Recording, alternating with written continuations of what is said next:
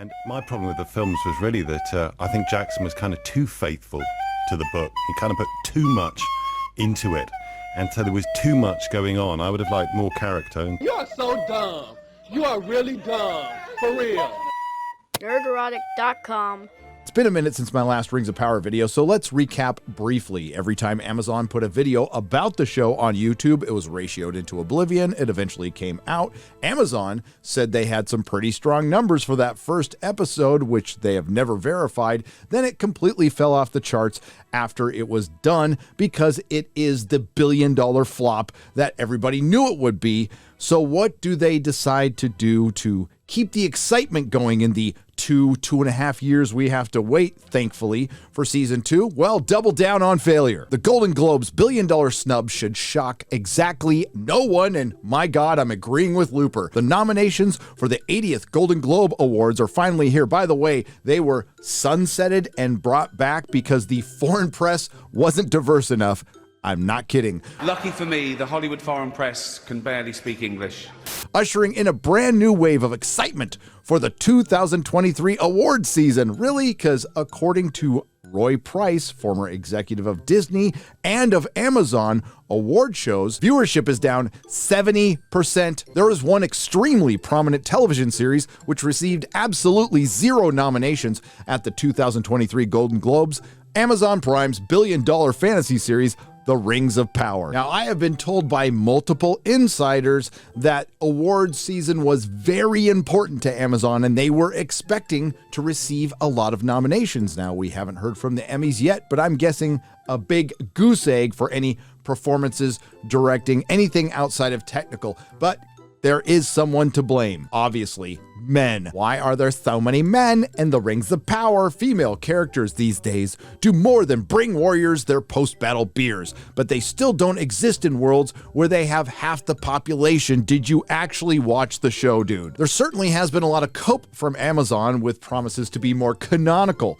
in season 2, and there has certainly been a lot of very legitimate feedback from the fans that, of course, Amazon and Jeff Bezos and Jennifer Salke are going to completely ignore because why listen to bigots? Let's listen to idiots from the access media. So, of course, their big solution is The Rings of Power announces an all-female slate of directors for season 2, which includes directors from The Witcher, The Wheel of Time, and Madam Secretary. I'm sure they're all equally qualified to adapt Tolkien, just like the writer from Better Call Saul was. How can Jeff Bezos, one of the richest men in the world, Jennifer Salke, an executive, and Lindsay Weber be so stupid? Let's just say it was a very long process to get here, and this was the most egalitarian failure, evenly distributed between men, women, all makes, shapes, and sizes. And Jeff Bezos did end up getting his Game of Thrones after all. Unfortunately, it was behind the scenes. Speaking of behind the scenes, one of the reasons we're making this video is because Amazon decided to provide a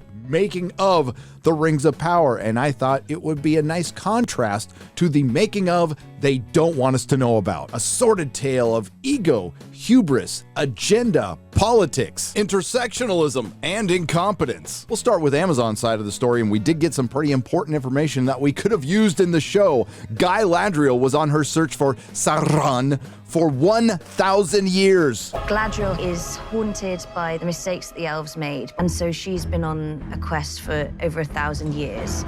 And her only clue was the Mark of Sauron. So after those 1,000 years, she eventually got around to looking at a map.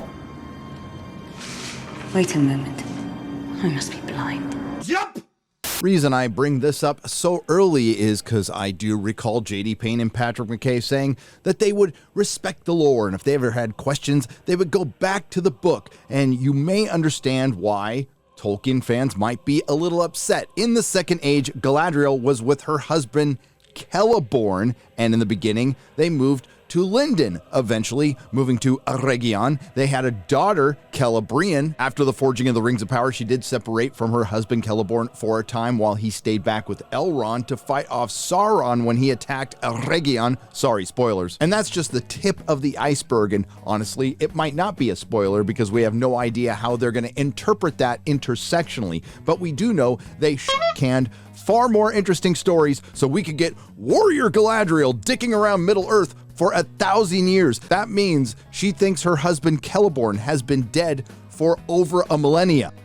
Are you sure about that? We did also find out that Morfydd Clark did indeed do her own stunts against an imaginary troll. No, not what Amazon thinks Tolkien fans are, a snow troll. Very important in that scene with the snow troll was to see Myth doing her own stunts.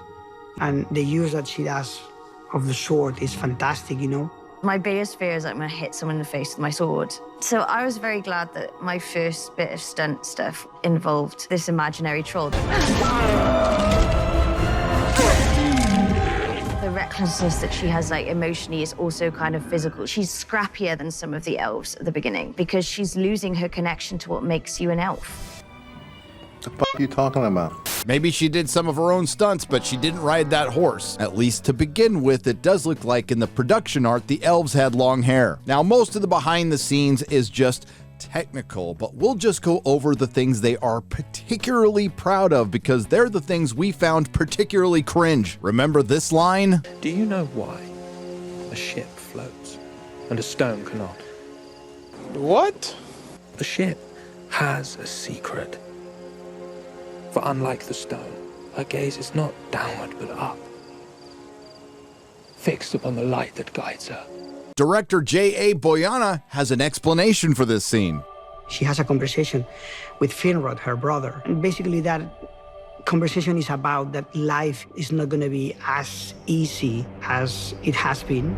I think for the sake of making sense, it would have been a lot easier just to say life isn't easy. Apparently, when Galadriel jumped off the boat to Valinor to swim across an entire ocean to Middle-earth, she was annoyed at being saved. The shadow comes out of the mist and Halbrand comes and picks her up. She's saved, which I don't think she enjoys. By Halbrand, and there'll be much more on him later. And just a reminder, the actor Charlie Vickers had no idea that his character was going to be Sauron until well into the production. I guess nobody involved in this production was embarrassed at all that they bypassed all of those great stories from the lore to have Galadriel jump out of a boat in the middle of the ocean to swim hundreds of miles to Middle-earth only to randomly come across some people on a raft saved by Halbrand, and then the rest of the people all die because they were just extras. Then the raft gets struck by lightning, and then they eventually run across some Númenóreans in the middle of the ocean. That's okay because the cringe doesn't end there. They were really proud of Morfydd Clark's fighting skills. Miv is one of the hardest workers I've ever seen. She comes to light when the cameras are rolling. She's tough, she's a perfectionist. She's finished this show being incredibly capable swords person.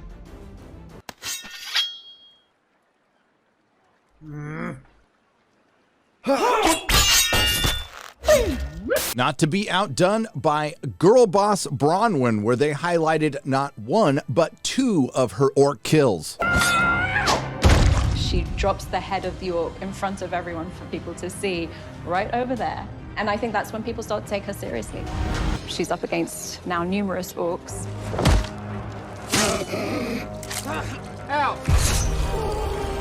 Once again, she brings it.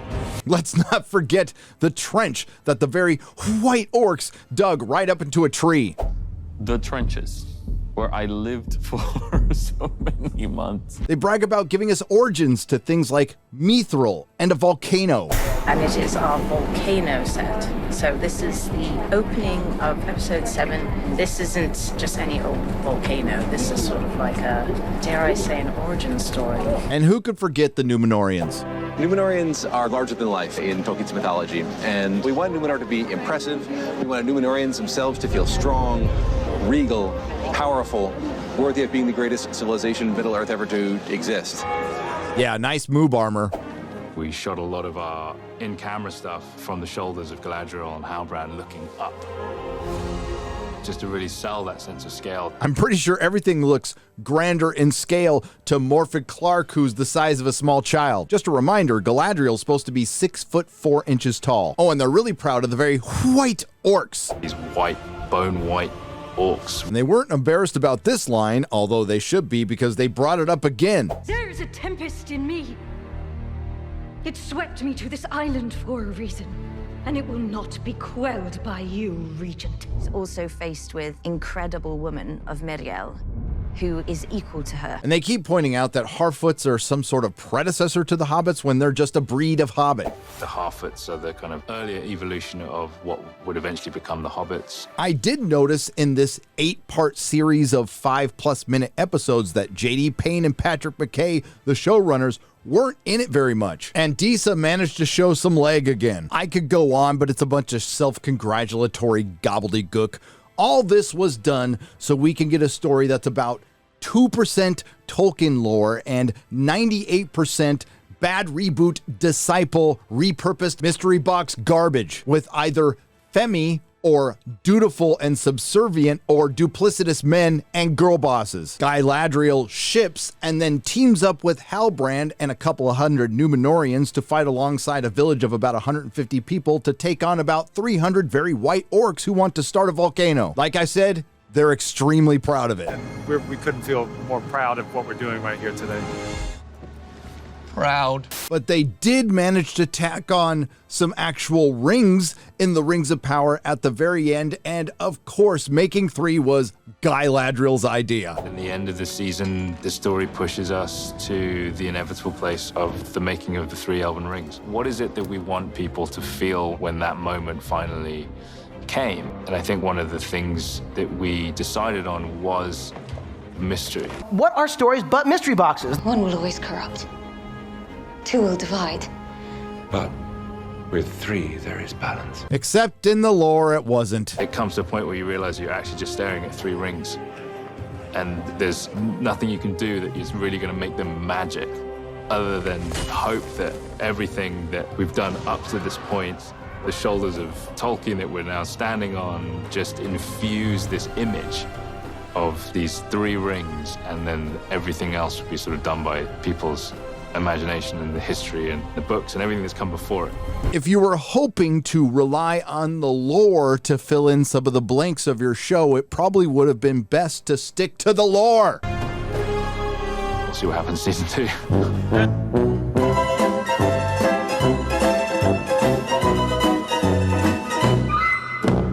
Turns out respecting the lore, staying true to the source material, or at least staying true to the spirit of Tolkien, is hard, and that's why the Rings of Power, instead of being a Game of Thrones, is going to turn out to be something more like a Westworld or a Star Trek Discovery. But the question remains, I get asked constantly, I will try to provide some answers, some context. How does a fuck up this big happen? How does it get by this many people? How could it cost that much money? How disconnected do you have to be to attack your fandom before your show comes out? Again, ego, hubris, incompetence, and yes, intersectionality. What I can tell you is that Lord of the Rings on Amazon did not start out as a woke intersectional nightmare. It started out in a good place, and that probably has something to do with the people who obtained the rights who are no longer there. One of those people was Sharon Talia Guido. One of Sharon's notable projects and credits is Lord of the Rings, The Rings of Power project, in which she spearheaded for Amazon. She led the partnership and pitched the show to the Tolkien estate, Warner Brothers, and HarperCollins, and won the rights in a bidding war with Netflix, HBO, and Apple. That's right, despite owning some of the rights, HBO lost out because they wanted to remake the events of the Third Age. Netflix wanted to go full MCU with it, and I'm not sure what Apple wanted, but obviously they lost out. Now, the Tolkien estate owns their share of the blame in this, but not Christopher. While he was still alive when Amazon acquired the rights, he was no longer the head of the estate. That would be Simon Tolkien holding that position now. Remember that quote we heard in the Access Media a few months back where someone from the production wanted Sauron to be like Walter White? Well, that quote comes straight from Simon Tolkien. And I'm sure this is news to no one. They didn't want anything to do with Peter Jackson. But the powers that be at Amazon at the time wanted to stay in contact with Peter Jackson, so they worked out an arrangement with the Tolkien estate. Quick aside, I was told that Guillermo del Toro did not step away from The Hobbit, he was fired. Either way, The Hobbit's looking a hell of a lot better these days, isn't it? Amazon knew initially that this was going to be a very tough sell to established showrunners like Vince Gilligan. J.D. Payne and Patrick McKay from Bad Reboot, who only wrote half of a bad Star Trek script,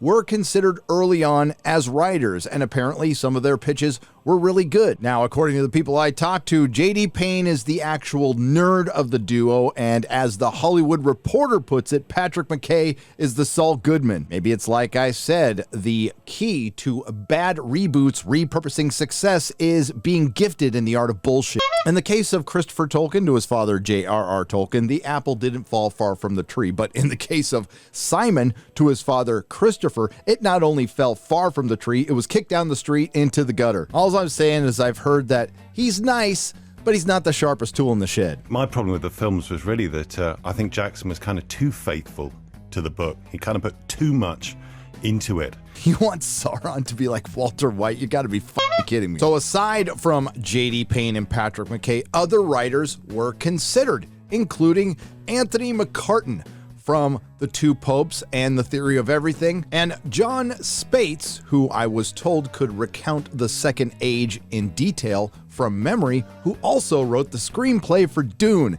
Too bad he didn't work out. Of course, there were pitches for an Aragorn prequel and the aforementioned Netflix pitch for a Tolkien cinematic universe with things like a Gandalf series. Turns out the Tolkien estate doesn't like Marvel very much, and that's probably why they shot down the Russo brothers when Jennifer Salke tried to push them on them. And absolutely no remakes. That's why they settled on The Second Age, and the key was initially supposed to be the rise of Sauron, the forging of the Rings of Power, and the War of the Last Alliance. Problem is, those things are thousands of years apart. Still, there was a way to do it, and Amazon decided to do it, in my opinion, the wrong way. Simon is the one who really wanted the palace intrigue, but Amazon wasn't into that initially. Now, some of the powers that be at Amazon at the time were the aforementioned Sharon Talia Guido, who was promoted and then demoted. She worked under Roy Price, who was humiliated and Me Too'd out the door over allegations, and I'm not going to get into the he said, she said. Both sides of the story are out there, and feel free to look them up, but if you want to know my opinion on the overall situation in woke Hollywood, please see my Woke Hollywood is Failing and That's a Good Thing video. But this is where Jennifer Salke comes in, who has a marketing background, but she's not really big on this thing called quality. Sure, Amazon has been hit and miss, and maybe Jennifer Salke has a good pedigree prior to her rival at Amazon, just like Kathleen Kennedy had a pretty good one prior to her rival at Lucasfilm. But I would argue, however successful you are in certain areas, if you have a billion-dollar flop in your hands, it's not going to look very good on your resume. Thank God I don't have to write those things anymore, unless, of course, Amazon decides to have my channel whacked. So Jennifer Salke starts to insert herself into the project, and, well, that's where the problems really begin. Other writers were brought in, like Jennifer Hutchinson from Better Call Saul and Breaking Bad, and Brian Cogman from Game of Thrones, who I was told was a giant mistake, but there's a bigger one coming. Now, at this time, as far as the Lord of the Rings, the Rings of Power goes, there was no Warrior Galadriel. There was no Halbrand. There was no not Gandalf. There was no Numenor. And I had enough people tell me this in the beginning, it wasn't woke. Yes, there was going to be some new characters, which I wouldn't have a problem with if they weren't the primary focus of the series. And yes, there was a compressed timeline, which I would have a problem with from the beginning. Apparently, J.D. Payne and Patrick McKay were kept in check by the powers that be, and Simon was convinced, and everything started moving ahead, but then there were problems. Then Lindsay Weber, another Bad Reboot disciple, comes on the scene, who just so happens to be married to Mike Weber, the producer of Wheel of Time. Small world. Those Bad Reboot people are everywhere. They're like creatively bankrupt locusts. Again, there were problems. It probably had something to do with the creative team arguing over respecting the lore, which is awfully hard to do when you're not talented enough to adapt it, and I would argue season 1 backs that up. And I haven't mentioned Tom Shippey, the legendary Tolkien scholar, was involved early on in the project. Something showrunners J.D. Payne and Patrick McKay started to have a problem with, including his direct line to the powers that be. Scripts were written, and at the time, again, there was no warrior or commander Galadriel. She was in Lindon. She does get sent back to Valinor. There was no Gandalf. The Harfoot story was different. And then Lindsay Weber steps in, and that's when things go to intersectional hell. And in the opportunistic town of woke Hollywood, it is on brand for bad reboot disciples with creative shortcomings to fall back on activism. Then the Halbrand shipping Galadriel plot is introduced, and it's immediately shot down by Shippy and the powers that be. But then it was magically approved by Jennifer Salke, so you can thank her for shipping Halbrand with Galadriel, or Guyladriel. After that, Tom Shippey gets fired for giving an interview with a German website, or was it just an excuse to get rid of him? And then Sharon, I don't want to screw up her last name again, creative head of the project and the one who spearheaded this show, leaves. And Bad Reboot is free to bad reboot. Again, at the beginning, diversity and inclusivity weren't the priority, the story was, but that has now changed. Lord be damned, bring in the inclusivity, the diversity, and reflecting the world we live in today. All from Lindsay Weber, J.D. Payne, and Patrick McKay with their repurposing hands uncuffed. Hell, diversity was referenced in their very first public statement about the finished series. And the rest is herstory. We get the first female this, necessary redress of that, blow-dried short-haired elves, Sylvan elves with a fade, women manspreading, Bronwyn, Theo, and Dawn Lemonless, an Iranian woman with a Filipino son whose father could be from Puerto Rico.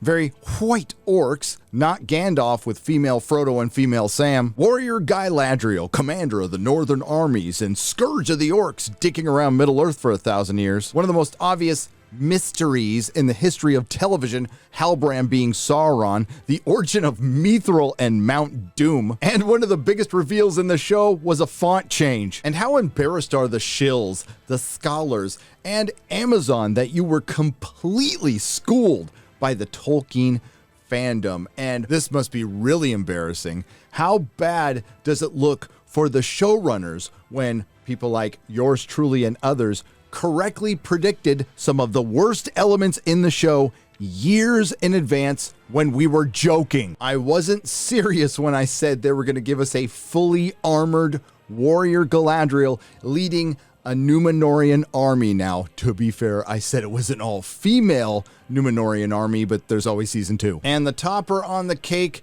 the anti-fan marketing. Trolling your fans before your show comes out. And I am told by some very good sources this came straight from the top. Lindsay Weber, Jennifer Salke, your guess is as good as mine. Jeff Bezos loves to talk about consumer obsession, and I hate that word consumer. Try customer, but that's what he wanted for the Rings of Power. That's a little hard when you come out the gate attacking your fans. But a disaster like this is no surprise coming at the hands of the woman who canceled the Conan series from Ryan Condell and Miguel Sapochnik. You might recognize those names. They ran House of the Dragon Season 1, which completely trounced Rings of Power. Well, she canceled Conan because it was too toxically masculine. Midnight's Edge have a couple of great videos on that very subject linked in the description. In closing, when I say it didn't start out woke, it doesn't mean it was going to be good, because we really have no idea, but it certainly did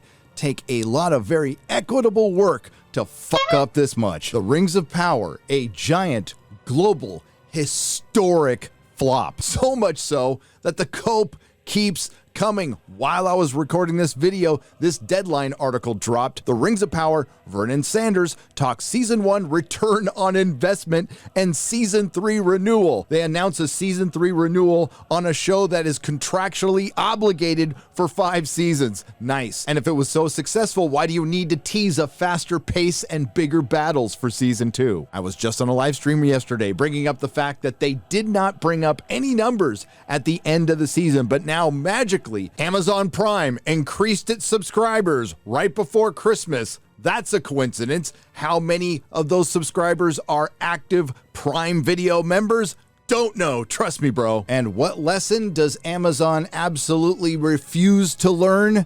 You can't buy your way into the Tolkien fandom. If you like what you heard, please like, share, and subscribe. If you didn't like what you heard, I thank you for listening this long. I'll see you in the next video. Nerdrotic.com. Cast it into the fire!